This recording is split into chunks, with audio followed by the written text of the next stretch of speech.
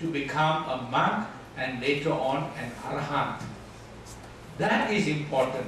He didn't use any violence or any punishment to change this person, purely by his personality and by his teaching. Like that, he had changed so many lives of people. And he was able to do it because he focused on one important thing. His teachings focus on the human being.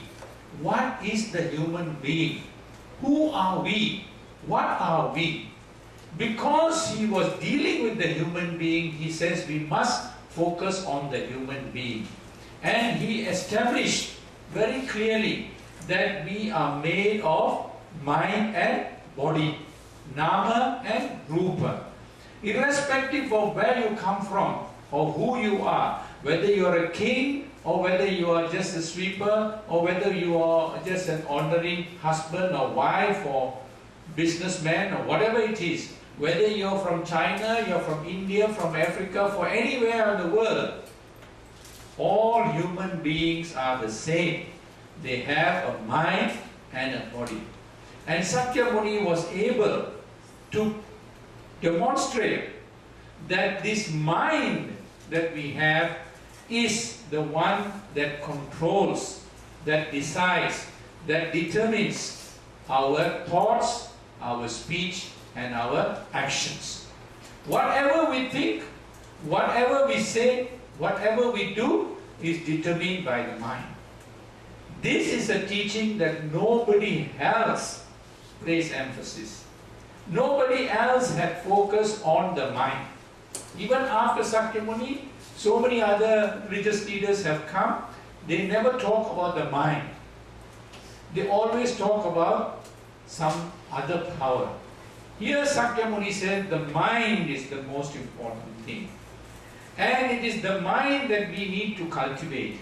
And he very clearly stated that all you got to do is cultivate this mind. Avoid doing unwholesome things. Do what is wholesome.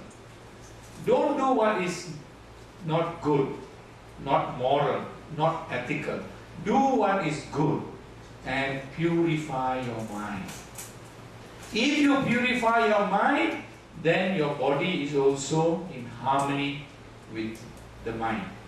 Because this must live together. It cannot be separate.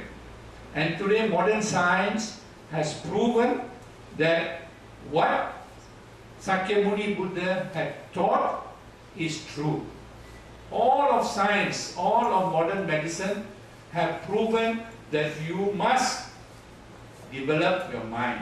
And the mind determines your health. And it is referred to as psychosomatic diseases. Your tension, your insomnia, can't sleep, your pressure, your stress, your cancer, your ulcers, lot of it, migraine headache, all these are determined by the mind.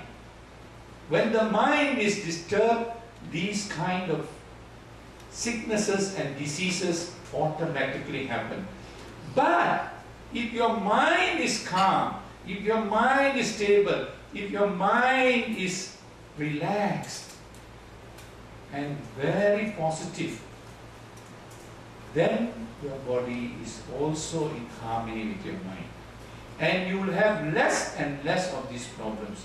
So many doctors today in America, in England, in Europe, if you want to reduce your blood pressure, they say, I don't have medicine. Don't take medicine. You just follow Sakyamuni's teachings, go and relax, meditate and cultivate your mind. Already now they accept it. So that's why Sakyamuni's teachings are now spreading very widely in the West.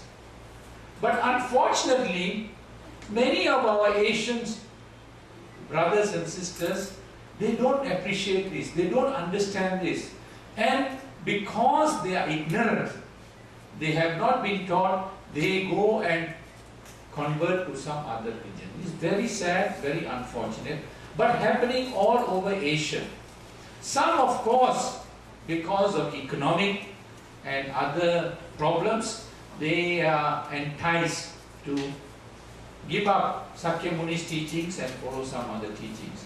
So we need to now show, even to our own immediate families here in Taiwan, in China, in Cambodia, in other countries, that this is all wrong, that we have so much to benefit from Sakyamuni's teachings. Now this mind that Sakyamuni talked about is not a mind that suddenly starts to function when you are 20 years old, or 10 years old, or 50 years old, or 40 years old. This mind begins to work while you are forming in your mother's womb. The baby in the mother's womb, still forming, the mind is alive. The baby is alive. And in Chinese, this is referred to as Tai Chiao. How to take care of this mind, how to develop this mind while still in the mother's womb.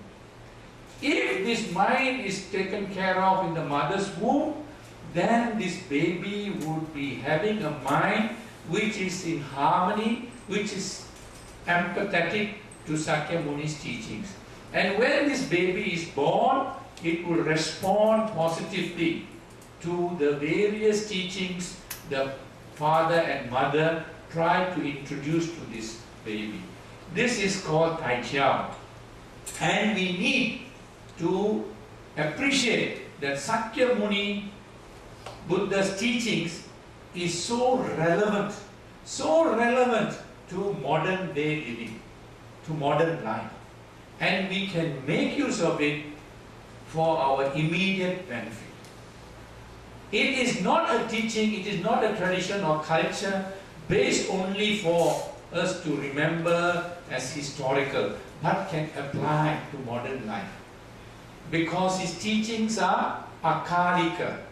His teachings are akalika, means relevant for all times. Throughout, whether it is 5 centuries later, still relevant. Today it's relevant. It was relevant during his time. It will continue to be relevant forever and ever. Because this is the reality of human being. His teachings is based on the reality of nature, the reality of world. Today we face so many social ills and crimes all over society, in not only Taiwan but all over the world. So many social problems are there, of drug addicts, of crime rate going up, of gangsterism, and also various kind of crimes which you have never even heard of before. Such gruesome crimes and terrorism. All the time people are killing each other by 50, 60, 100 people, just like that. And the whole world is trying to find out how to solve this problem, or why is this problem of drug addicts, for example, all over the place. They look at the problem as though the problem is something which is far away, which is outside. They don't look at the problem and see the root of the problem. The root of the problem is the mind. It is the uncultured, uncultivated mind that makes these people do all these wrong things. But nobody wants to accept that this is the root of the problem, because they will be afraid to try and change this mind. It involves a lot of work. It involves a lot of effort, because this mind is already now in the wrong mode. It has to be reprogrammed. And to reprogram the mind takes a long time, lot of effort. So what they do is, they have awareness program. They put posters and they tell everybody this is happening, drugs is happening, drugs is bad, you would suffer, all kinds of things. Or they put all kinds of laws and rules and regulations to punish. If you buy drugs or sell drugs, you can even get death penalty. But whatever punishment, whatever laws that you pass is not going to solve the problem. Will never solve, has not solved, and will never ever solve the problem. In fact, when you punish the person and send him to prison, he meets other crooks, even worse than him, and when he comes out, he becomes a graduate crook. It doesn't have all these things. This is not addressing the problem.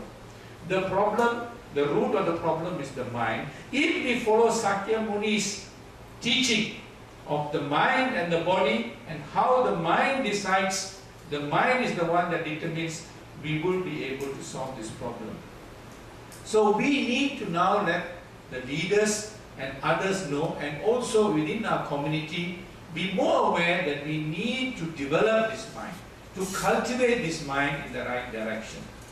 And if we do that, then we will be able to solve a lot of problems. But more important, we can avoid, we can prevent, we can preempt these things from happening to our own loved ones, our own relations, our own children. They are also going to be influenced by all the things that are happening in the environment, in the world, through the internet, through all kinds of media, mass media, TV. They get all kinds of negative influences. And many children are becoming teenage pregnancies, unwanted babies, all kinds of things happening even in schools.